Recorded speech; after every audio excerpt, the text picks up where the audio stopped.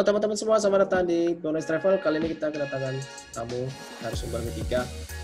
Beliau akan memberikan ceritanya traveling ke Jepang. Kalau kemarin juga ada aware kabar di LPDP cowok, nah kali ini cewek pengen lagi tahu tentang LPDP itu apa dan bisa sampai juga traveling ya ke negara yang dituju. Jadi ini videonya pas banget buat teman-teman semua.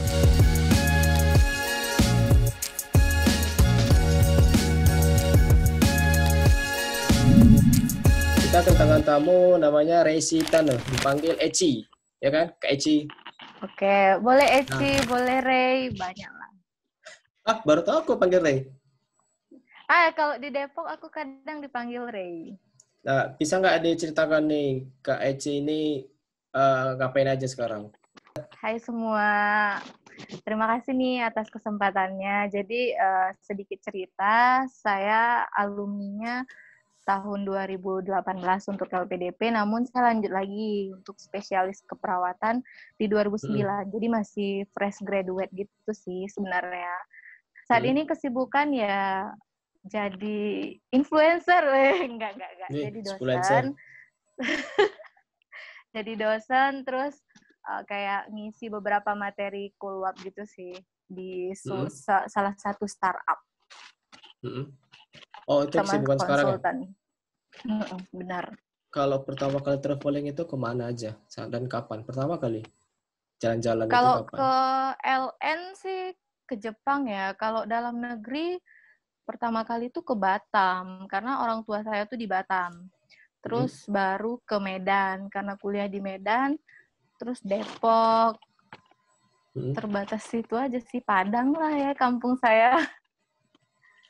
Kayak Eci ini orang Padang ya? Orang Padang ya? Orang Minang ya? Orang Minang. Aku ya pengalaman pertama tuh langsung jauh gitu loh. Iya, ke langsung Jepang. jauh. Iya, padahal Batam segitu dekatnya sama Singapura aku nggak pernah. Biasanya kan orang kan kalau pertama kali kan tes perekonomian jalan ya dekat lah negaranya kayak Singapura kan standar ya, Malaysia itu langsung ke Jepang ya kan.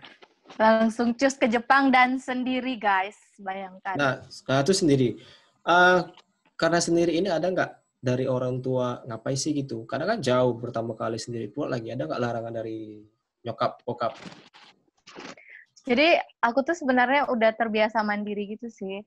Kayak waktu baru mau kuliah tuh ke Medan tuh orang tua nggak ada yang ngantar.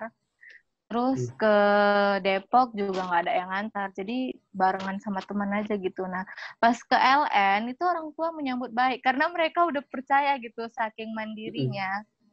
Nggak pernah diantarin dan segala macam. Malah nggak ada kekhawatiran sama sekali. Jadi support aja gitu. Wah ke Jepang malah senang lah gitu. Punya kesempatan kan, dibayarin lagi. Nah, itu semua serba sendiri ya, sampai pertama kali aja sendiri ya, ngurus semua sendiri ya? Sendiri, ngurus sendiri kayak paspor, terus visa. Nah, visa kebetulan waktu itu aku lagi di kampung, jadi kalau di Sumatera Barat itu kita ngurus visa ke Jepangnya ke Medan. Jadi pakai biro travel gitu sih kemarin. Oh, jasa yang ngurus visa ya? Jasa yang ngurus visa. Tapi di Karena Medan ya? paspornya kan bukan elektronik, iya. Kalau paspor elektronik kan udah bisa ya. Yang nggak perlu pakai visa kalau untuk traveling doang. Jadi ada kisah unik. Pas mau ke sana, ternyata ada angin topan lah, angin typhoon ya. Kalau itu tahun berapa? itu ya. Tahun 2017, bulan Agustus. 17. Nah, maskapainya itu nge-cancel semua penerbangan yang subuh. Aku nggak usah sebutin maskapainya ya, karena udah janji. Terus, nah kebetulan yang ke Hiroshima itu kan cuman kayaknya aku sendiri atau sedikit gitu. Kan dia transit di Taipei kan, Taipei Airport. Nah, mereka tuh kayak yang ke Taiwan tuh ganti pesawat semua. Kalau aku waktu itu kayak ditunda-tunda gitu karena mungkin hanya sendiri kan, jadi mereka mintahin maskapai pun bingung kan. Terus awalnya aku dijanjiin kan ya udah alhasil kan aku nyampe Hiroshima-nya telat kan Pan, karena dia pesawat yang harusnya subuh itu jadi siang gitu. Siang. Terus mereka awalnya ngejanjiin, ya udah nanti kamu nginapnya di Taipei gitu kan. Tapi ternyata sampainya pas udah mau siang, jam 10 gitu, mereka kayak, nggak bisa kalau kamu nginap di Taipei, kata dia gitu kan. Kamu nginapnya di Indonesia, kan sama aja, nyampenya besok gitu kan.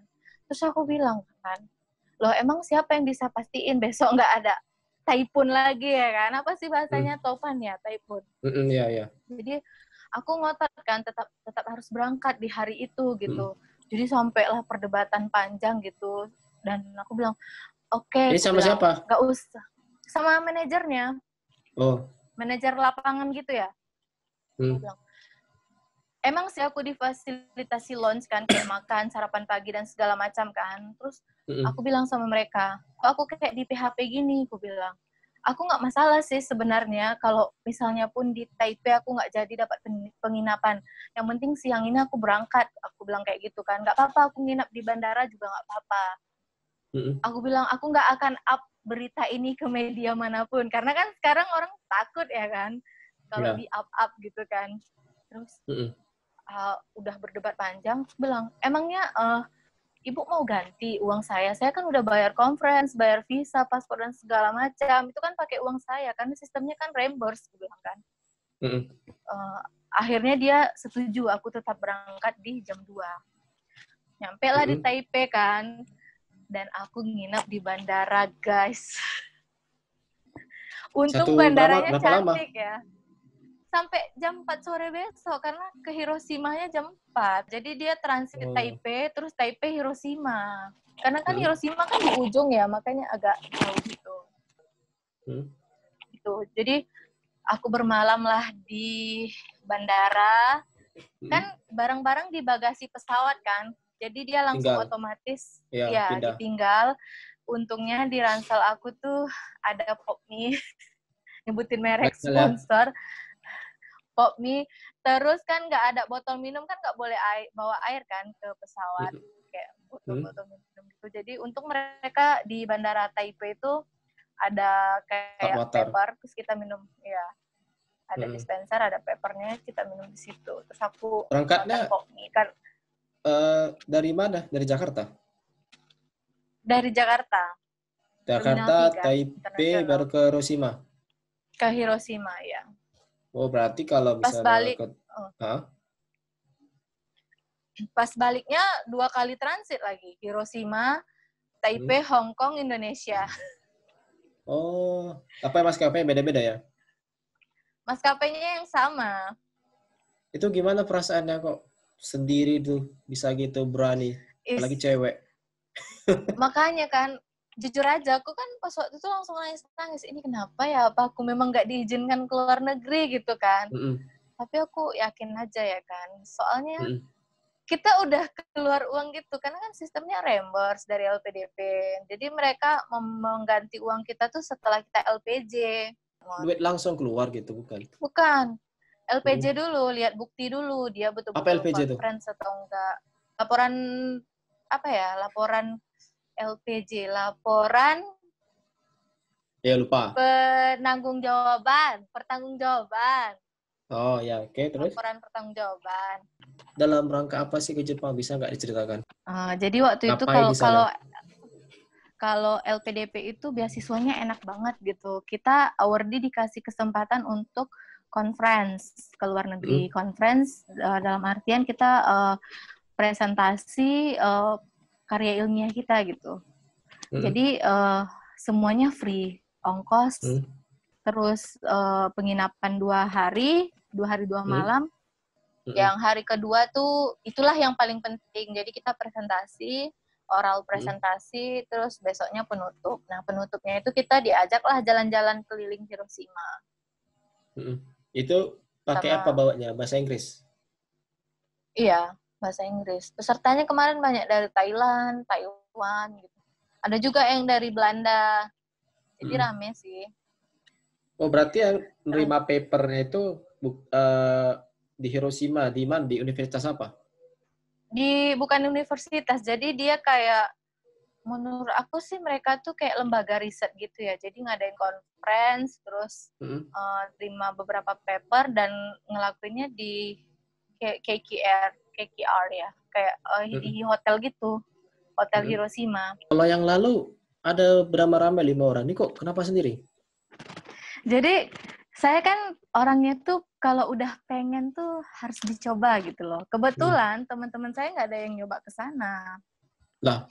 Jadi nyoba sendiri, ternyata papernya diterima, terus sayang aja gitu dilewatkan. Saya coba usulin ke LPDP, mereka approve. Ya udah, ternyata saya sendiri. Nah kebetulan pesertanya waktu itu ada juga yang dari Indonesia, tapi kita ketemunya di Jepang. Kalau berangkat dari Indonesia aku sendiri. LPDP ini kan awardee-nya banyak, jadi di Jepang itu kayak kontekan gitu sama awardee LPDP yang orang Indonesia. Jadi dia ngebantuin kayak ngecek lokasi ini deket nggak ke tempat conference gitu. Karena aku kan nggak nginep di hotelnya ya. Jadi kayak di guest house gitu sih, yang satu kamar 5 orang, 4 orang. Ya karena ada awardee dari Indonesia makanya berani juga. Gimana sih imigrasi di sana itu? Sulit? Oh, imigrasinya nggak sulit. Nggak sulit sama sekali. Kan kita udah nunjukin, apa sih namanya kita isi-isi itu? Itinerary.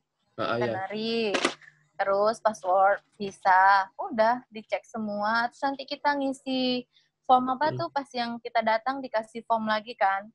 Ada checklist. Form apa sih itu namanya? Nggak sulit kok. Enak.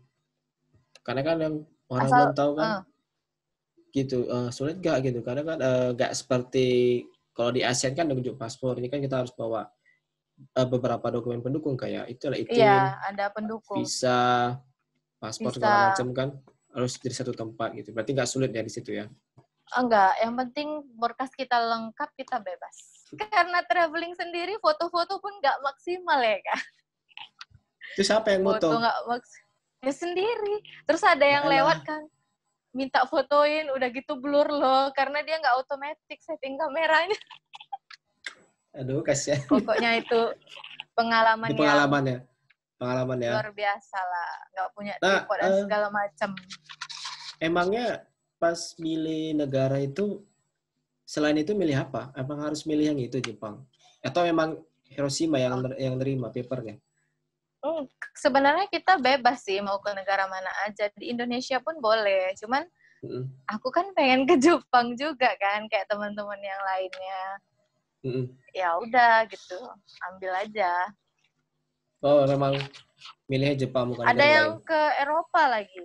Nah, kenapa nggak milih? Oh, itu kita ya ngerti lah deposit berapa lah. Iya, betul. Deposit, terus budgetingnya kan harus ditambah. Kan ada memang berat memang kita bayar sendiri dulu ya, yang paling berat ya. Kita bayar sendiri dulu. Kalaupun diganti tuh limitnya ada 15 juta kalau zaman kami. Oh ya, aku dengar semalam dari sumber kemarin juga bilang gitu 15 juta. Iya, jadi dia punya limit 15 juta dan kalau misalnya berlebih dari itu pakai uang sendiri. Itu kemana aja di Hiroshima itu? Memang Hiroshima aja atau kemana lagi selain di situ? Berapa hari? Tahu lah kan, biaya di Jepang itu transportasinya mahal, guys. Makanan. Jadi, ya. Makanan. Aku di Jepang tuh cuma 6 hari. 2 hari di penginapan, 4 hari di tempat mahasiswa Indonesia. Di dormnya gitu ya, apartemennya. Jadi dialah yang menampung aku dengan senang hati. Namanya Kak Yuni dan Kak satu lagi siapa ya, lupa. Dia kuliah? Mereka kuliah? Ya, mereka kuliah di Hiroshima University. LPDP juga? LPDP juga. Makanya LPDP ini awardee-nya solid gitu loh. Nah, saling membantu. Berarti di Hiroshima aja nggak kemana-mana ya, 6 hari ya kan?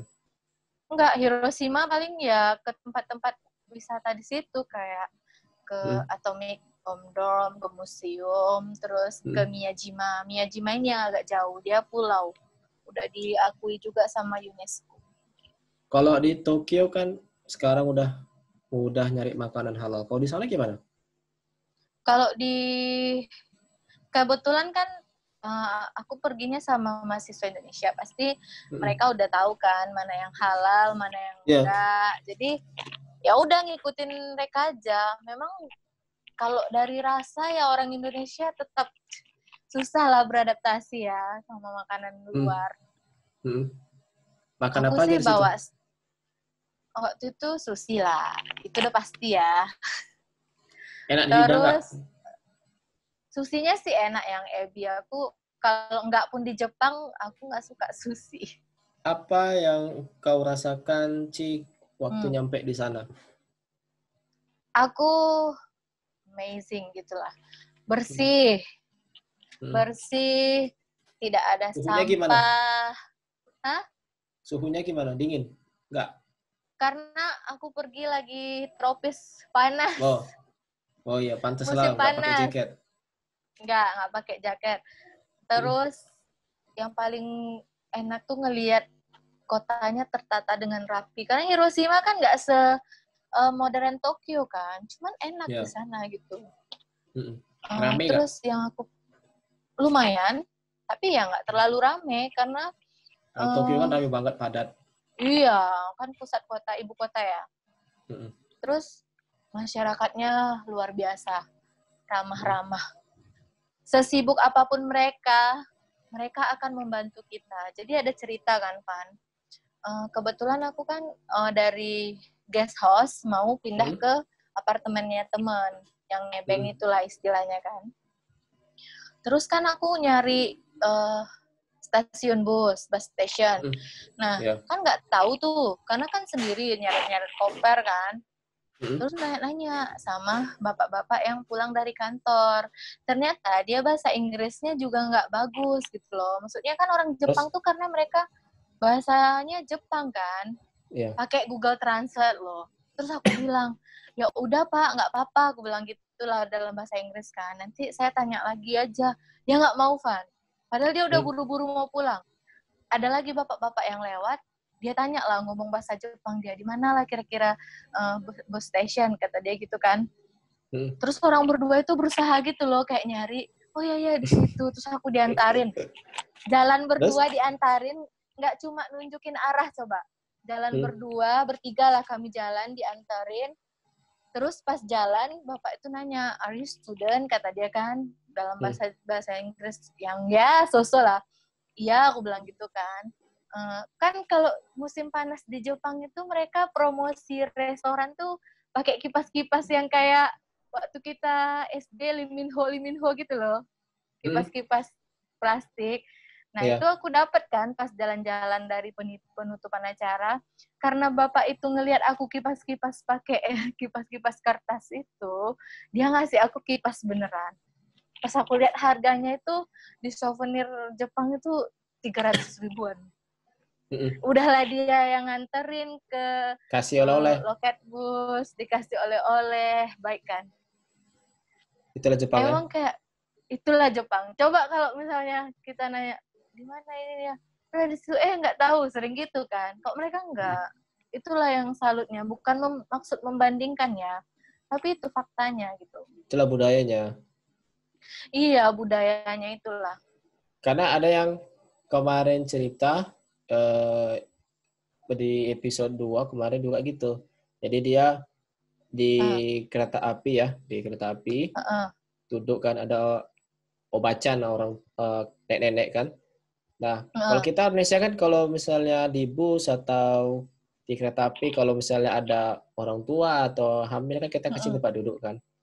Iya, betul. Kasih persilakan. Nah, maksudnya baik, cuman pas waktu dia mau ngasih gitu ditolak sama obacan ini. Rupanya dia cerita tersinggung ya? Bukan, rupanya dia cerita Terus? Itu konsekuensi dia karena terlambat gitu. Jadi artinya kan ada Terlambat benturan. kan, iya. Itu makanya ada benturan budaya gitu. Maksud kita baik, cuman di mereka kan belum tentu nerima kan. Kira-kira seperti itu. Betul. Emang kayak gitu, nggak semua apa yang menurut kita baik tuh menurut budaya orang lain baik kan. Apa suka dukanya selama lu di sana? Dari sukanya itu apa? Sukanya karena adalah teman Awardi yang nerima kan di sana. terus lingkungannya nyaman. Pengen lama-lama juga sih di sana, pengen kuliah dan segala macam. Terus bersih, masyarakatnya ramah. Dukanya terus kalau dukanya ya apa ya? Yang pernah terlambat itulah delay pesawat, tersasar sendiri. Pokoknya traveling lonely lah sendiri gitu loh.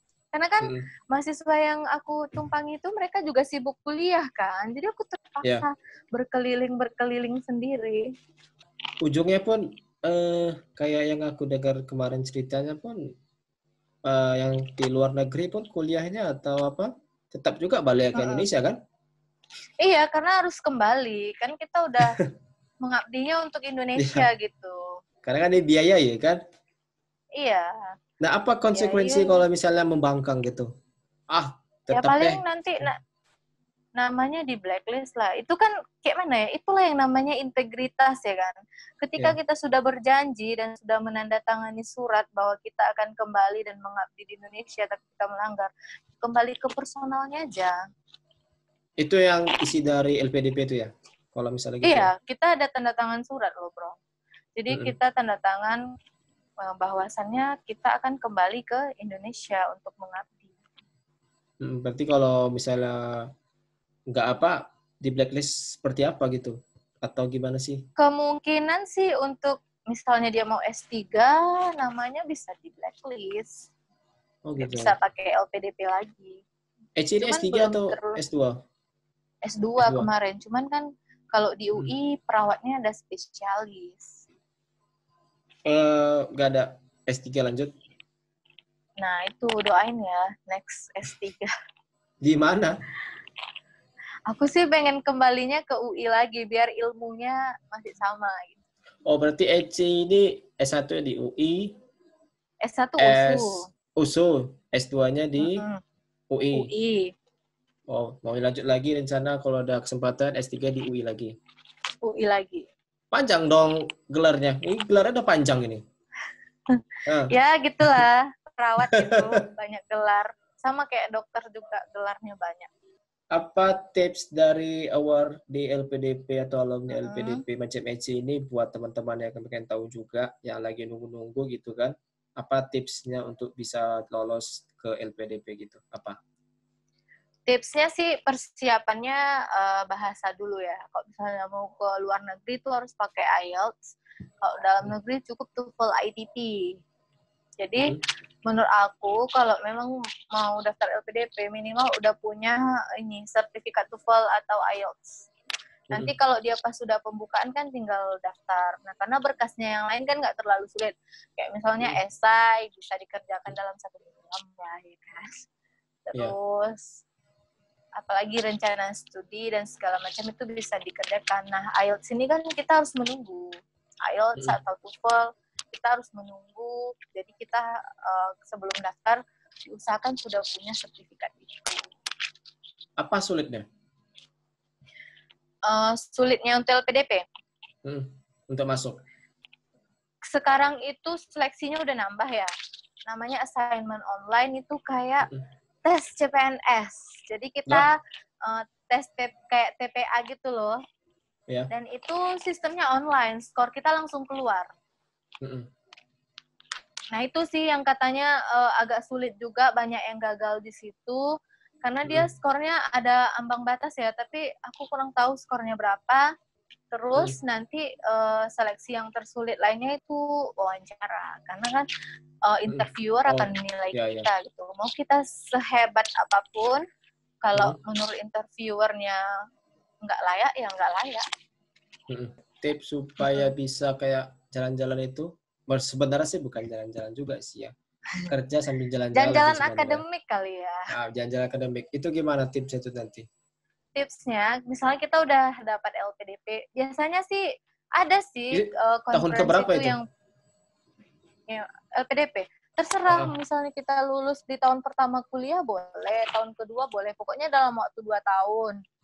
Nah, nggak cuma, kalau conference itu biasanya ada juga loh yang ngasih sponsorship gitu. Jadi kita dibiayain tiket, cuman ya seleksinya ketat kan. Nah, kalau dari LPDP itu, kalau nggak salah persyaratannya yang terbaru itu conference-nya harus terindeks Scopus. Jadi hasil dari paper kita itu udah harus terindeks Scopus, keluarannya. Jadi kalau nggak Scopus, LPDP nggak mau biayai lagi. Harus terindeks dalam artian kan kualitasnya bagus gitu. Itu dalam indeks seperti apa itu? Apa online atau gimana? Jadi kan kalau paper-paper publikasi ilmiah itu yang bagus indeksnya Scopus. Jadi ada namanya Q1, Q2, Q3, Q4 gitu. Q5. Jadi ya kayak penilaian gitu loh. Penilaian kualitas lah istilahnya. Iya, iya. Ya. Gitu. Berarti ada kesempatan besar ya. Apa dia tiap tahun itu berubah persyaratannya? Kalau yang terbaru sih cuman itu sih, indeks Scopus. Kalau tahun kami itu nggak terindeks. Pokoknya conference internasional ya udah bisa gitu. Kalau yang 2018 ke atas itu dia harus terindeks. Lu juga kan udah menikah gitu kan. Nah, ada nggak tips dari lu buat para wanita yang belum atau yang sudah menikah gitu? Yang ketawa. Ada nggak tips dari lu tuh yang bisa lu bagi gitu sebagai wanita? Ini tips buat lo atau buat wanita? Untuk cewek, kan aku bilang buat cewek. Oh iya. Nah, ada nggak itu tips dari lu untuk jalan-jalan buat para cewek-cewek? Kalau untuk yang udah menikah, yang paling utama ya izin suami loh. Ya, pasti. Pastinya izin suami. Kalau beliau sudah izin, barulah dipersiapkan tips travelingnya. Kalau belum punya bayi ya, kalau udah punya bayi ya agak susah. Aku nggak nyaranin buat ibu-ibu yang punya bayi di bawah usia 1 tahun untuk traveling. Kenapa? Apalagi di bawah 6 bulan. Karena Kenapa? kita tahu bayi itu kan sistem imunnya nggak seperti orang dewasa. Mudah terpapar penyakit. Kalau dia traveling... Cocok ini bentar. Berarti ini pertanyaannya ada sub-subnya nih. Oke, itu tadi ya. Kalau misalnya udah menikah gitu kan, terus punya tipsnya apa tuh kalau mau traveling? Boleh atau enggak? Rekomendasi atau enggak? Kalau dari aku pribadi, kalau misalnya masih bayi merah itu, kalau kurang dari 6 bulan, yang nggak terlalu direkomendasikan secara umum. Kenapa? Karena bayi sistem imunnya kan masih berkembang. Terus kalau dia traveling, naik pesawat dan segala macam, mungkin naik pesawat sih boleh aja karena pakai earphone gitu kan, apa sih namanya yang untuk tutup telinga. Nah, boleh aja, cuman kita siapa tahu kan di sebelah kita, dia ada penyakit menular. Terus kita berdesak-desakan di bandara, berdesak-desakan di tempat wisata. Jadi sangat tidak direkomendasikan. Kalau lagi mengandung? Kalau mengandung boleh-boleh aja. Tapi kan ujung-ujungnya... Tapi kalau mengandung ya, kalau naik pesawat sih boleh ya. Kalau untuk traveling kayaknya aku juga nggak saranin. Karena kalau misalnya kecapean dan segala macam kan beresiko ke janin. Misalnya ibunya capek di jalan, stres, otomatis kalau stres itu kan pembuluh darah kita kan menyempit. Nah, sirkulasi darah ke janinnya jadi turun, resiko untuk keguguran. Karena kan ada juga yang aku baca di grup, ada terakhir ya dia mengandung, cuma terakhir dia melahirkan di negara tujuan. Otomatis kan kalau masalah biaya kan jadi lebih mahal kan persalinan kan? Iya betul. Nah, terus kan gimana status anaknya nanti gimana kan? Kapan dia mau dibawa ke Indonesia? Otomatis nunggu dia berusia berapa bulan, biaya hidup di sana. Emangnya kita punya uang? Lagian maskapai nggak ngizinin kan kalau dia udah hamil tua gitu. Kecuali dia memang mau stay di negara itu. Karena aku baca waktu dia yang ke Korea gitu ceritanya, melahirkan di sana. Terakhir ya kena biaya membengkak gitu. Besar banget biaya persalinan di sana. Iya, nggak punya asuransi lagi kan. Nah, penting nggak tuh asuransi bagi lo?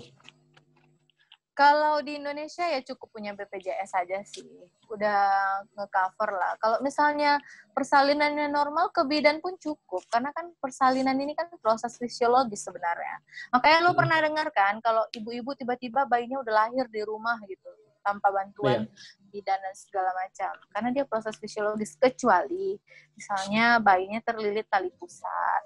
atau panggulnya sempit dan segala macam. Jadi butuh pertolongan medis. Tetap aja kalau misalnya bayinya lahir di rumah sendiri pun harus dibawa ke rumah sakit untuk memastikan tidak adanya pendarahan.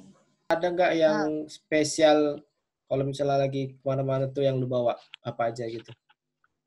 Makanan pastinya. Makanan. Cemilan itu mesti ada. Terus kalau misalnya mau ke luar negeri atau ke beda daerah yang nggak ada saudara di sana, aku biasanya bawa masakan dari rumah. Misalnya kayak rendang, orang Minang ya rendang. Terus mie instan udah pasti. Itu sih. Aku beli juga ada alat, nih ya bentar aku tunjukkan ya. Ini apa? Apa dibilang? Termos. Iya, bisa masak air gitu. Nih, aku bawa nih sering kalau traveling. Ini baru beli sih, belum dibawa kemana-mana. Cocok nih buat di kantor aku. Ya, jadi kalau misalnya kayak aku juga transit gitu kan, lama kayak kemarin gitu kan. Misalnya mau buat apa gitu yang panas-panas kan agak susah nyari air panas. Jadi aku pikiran, bagus juga beli ini gitu. Jadi kita bisa colok di mana aja gitu. Kayak termos biasa, cuman dia bisa juga. Kok colokan kan udah banyak ya kan, semenjak smartphone ini. Jadi buat kopi segala macam bisa. Jadi aku pakai ini bawa. Oke, itulah bincang-bincang kita bersama Mbak Eci. Ya, ada Instagram juga bisa dikasih nggak follow gitu? Ya guys. Boleh, silakan di follow. Bisa di mana di sini ya di bawah. Di sini atau di deskripsi atau nggak ada yang lain media sosial yang lain, itu cuma Instagram ya? Instagram aku sama Instagram edukasi ibu ya. Jadi bisa buat yang mau mendapatkan informasi terkait kesehatan anak, keperawatan anak bisa follow IG edukasi. Nah, bisa teman-teman lihat ya di layar atau bisa lihat deskripsi. Semoga yang diberikan pengalaman sebagai award LPDP dan jalan-jalannya ke Hiroshima bisa membuat teman-teman bergairah untuk bisa seperti Mbak Eci ya. Apalagi Mbak Eci cewek, masa nggak bisa yang lain sih, apalagi cowok kan. Nah, semoga pengalaman yang diberikan bermanfaat buat teman-teman semua. Terima kasih buat Eci atas waktunya yang diberikan hari ini. Semoga ilmu yang disampaikan bisa bermanfaat buat teman-teman subscriber semua. Oke, sekian. Sampai jumpa di video saya selanjutnya. Dadah Mbak Eci. Dah.